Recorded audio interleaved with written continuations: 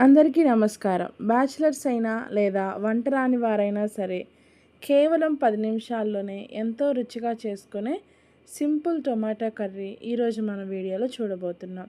వేడి వేడి అన్నంలో కానీ చపాతీలో కానీ ఈ కూర అద్భుతంగా ఉంటుంది. ఆలస్యం చేయకుండా ప్రాసెస్లోకి వెళ్ళిపోదామా? హాయ్, హలో, నమస్తే, welcome back to our channel తండ్రి కూతుర్ల వంటిల్లు. నా వీడియో కనుక మొదటిసారి చూస్తున్నట్లయితే ప్లీజ్ సబ్స్క్రైబ్ మై ఛానల్. ఇంకా రెసిపీలోకి వెళ్ళిపోదాం.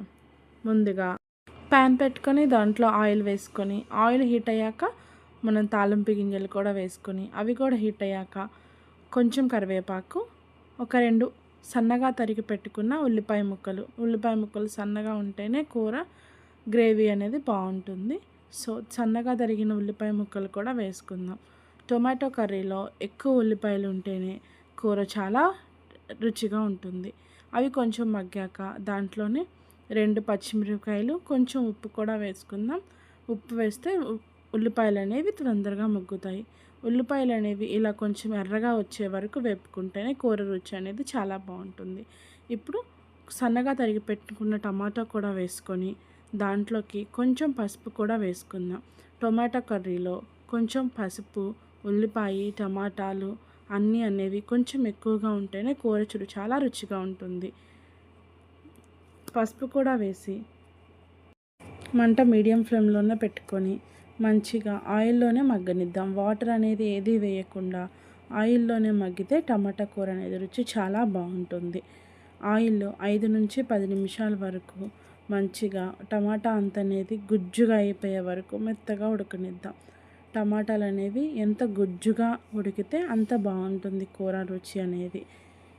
సో మనం మంచిగా కలుపుకొని గుజ్జుగా వచ్చే వరకు మూత పెట్టుకొని మధ్య మధ్యలో కలుపుతూ చక్కగా నీరంతా చూస్తారా, మనం ఏ వాటర్ వేయనక్కర్లేదు.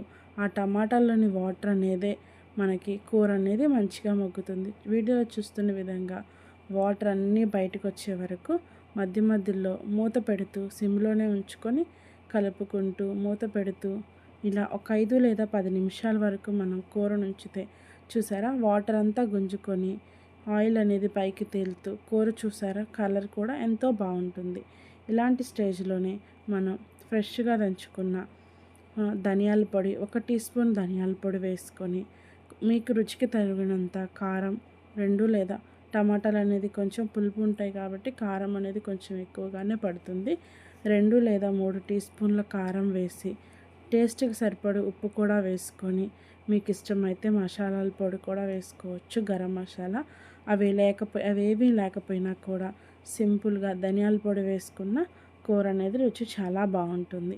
ఇలా ఒక్కసారి చేసి చూడండి, రుచి అనేది చాలా బాగుంటుంది. ఇది వేడి వేడి అన్నంలో వేసుకున్న బాగుంటుంది, చపాతీలో కూడా చాలా బాగుంటుంది. ఒక్కసారి మీరు కూడా ఇలాంటి కూరని ట్రై చేయండి. ఎలా వచ్చిందో కామెంట్ సెక్షన్లో మాకు తెలియచేయడం మర్చిపోవద్దు. అలాగే మరిన్ని వీడియోస్ కోసం నా ఛానల్